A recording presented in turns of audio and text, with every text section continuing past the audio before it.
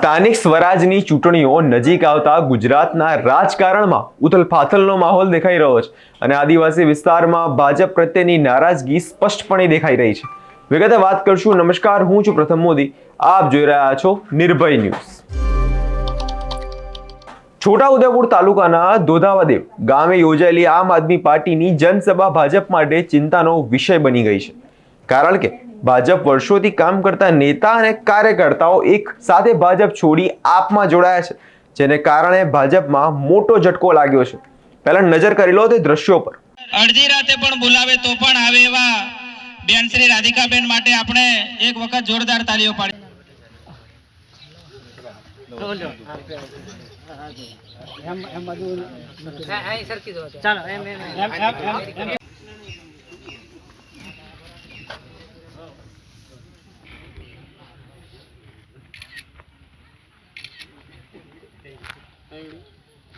माता की जय, भारत माता की जय, लड़ेंगे जीतेंगे, लड़ेंगे जीतेंगे.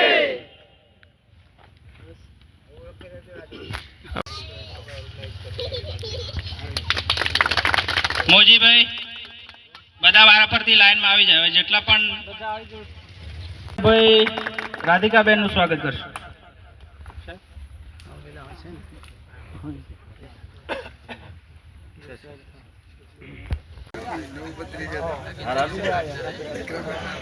મિત્રો આપણે મંડપમાં ફરી આવી જાઓ અને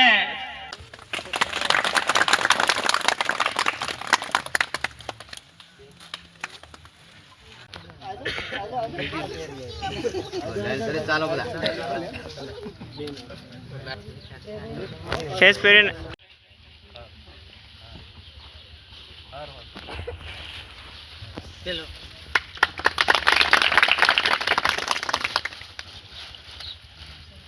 સાથે ગામના આગેવાન અને વડીલ ગોપસિંહભાઈ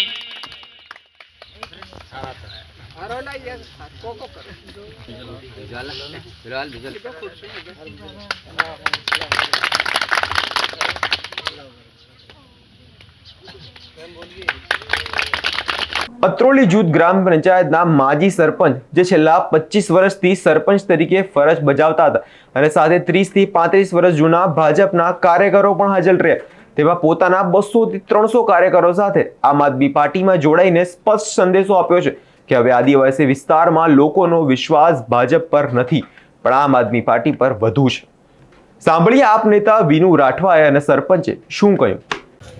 છોટાઉદેપુર તાલુકાના શહેર જિલ્લા પંચાયતના ઘોઘાદેવ ગામે ભારત જોડો જનસભાનો કાર્યક્રમ રાખવામાં આવેલ હતો, જેમાં ઘોઘાદેવ ગામના સરપંચ શ્રી સ્વયંભુ રૂપસિંહભાઈ જેઓ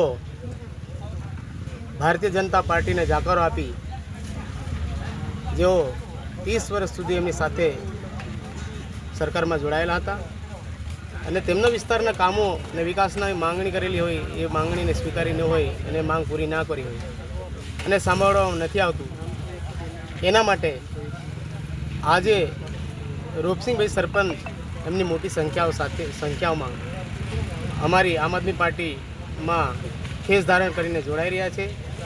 અમે સૌ આવનાર સમયની અંદર અમારી પાર્ટીની અંદર અમે સૌ સાથે મળી આવનારી તાલુકા અને જિલ્લા પંચાયતની ચૂંટણીઓમાં ખૂબ સારું સંગઠન મજબૂત બનાવી અને છોટાઉદેપુર જિલ્લાના જે રાજકારણ છે એને મજબૂત બનાવીશું અને પરિવર્તન તરફ લઈ જશું. એ માટે અમે આજે જોડાયા બદલ અમે ખૂબ આભાર માનીએ છીએ અને શુભેચ્છા પાઠવીએ છીએ મારા તરફથી. રૂપસિંહભાઈ રાઠવા, પૂર્વ સરપંચ. ભાજપ છોડીને તમે આમ આદમી પાર્ટીમાં જોડાવાનું શું કારણ? 35 વર્ષથી ભાજપમાં અમે કામ કર્યું, પણ આ 2-3 વર્ષથી ભાજપના નેતા કોઈ અમને સપોર્ટ નથી આપ્યો. લોકોની સમસ્યા જે રોડ રસ્તા, પાણીની સમસ્યા, લાઇટની સમસ્યા કોઈ બી કે થાય કે 3 વર્ષથી અમને કોઈ સપોર્ટ નથી આપ્યો. તો વર્ષોથી આઝાદીના 79 વર્ષ સુધી આજ દિન સુધી અમુક લોકોને રસ્તોની સુવિધા મળેલી નથી. એવી રજૂઆત અમે કરવા ગયા કે અમને કે બધા ગામ લોકો કદાચ અમે રસ્તો બનાવી આપો તો મારા બનાવી લીધો, અમારો બનાવી આપો. એવા આજ દિન સુધી હજુ બી મુશ્કેલી છે. તેના ઘરોમાં કોઈ 108 નહીં આવે કે એમના શિક્ષણમાં કોઈ નિહારક નહીં પહોંચી શકતા, આંગણવાડી પણ નહીં પહોંચી શકતા. એવા ફળિયાને એકબીજા ગામને જોડતા રસ્તા છે.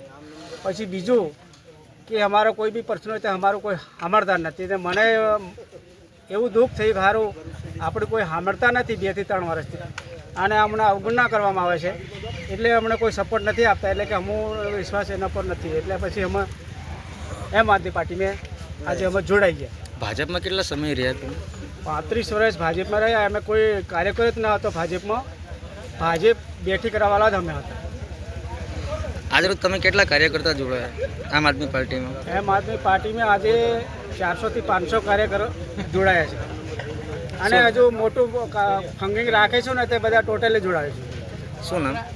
રૂપસિંહભાઈ વીરસિંહ, પૂર્વ સરપંચ. હવે વિનુ રાઠવાના મુજબ આદિવાસી વિસ્તારોમાં ભાજપ વર્ષોથી ફક્ત વચનો આપ્યા છે, પણ હકીકતમાં વિકાસની વાતો કરી છે. લોકો હવે શિક્ષણ, આરોગ્ય અને રોજગાર માટે આપ પર વિશ્વાસ મૂકી રહ્યા છે.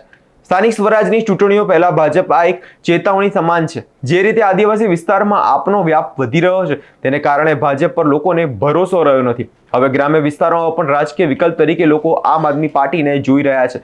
લોકોનું માનવું છે છોટાઉદેપુર જેવી બેઠક પર ભાજપ પર હાલ પરિસ્થિતિ ચેતવણી સમાન છે. ભાજપના આંતરિક સ્તરે પણ ઘણા જૂના કાર્યકર્તાઓ અસંતોષ વ્યક્ત કરી રહ્યા છે, પરંતુ હાલ માટે તો સ્પષ્ટ છે કે છોટાઉદેપુર ઘોઘાદેવથી ભાજપના ગઢમાં મોટું ગાબડું પડ્યું છે. આપની ઇફેક્ટ ધીમે ધીમે આદિવાસી વિસ્તારમાં વધી રહી છે. તમારો શું કહેવું છે તેમને કમેન્ટ કરી જરૂરથી જણાવજો, અને અમારી ચેનલ નિર્ભય ન્યૂઝને લાઇક, શેર અને સબસ્ક્રાઇબ કરવાનું ભૂલશો નહીં.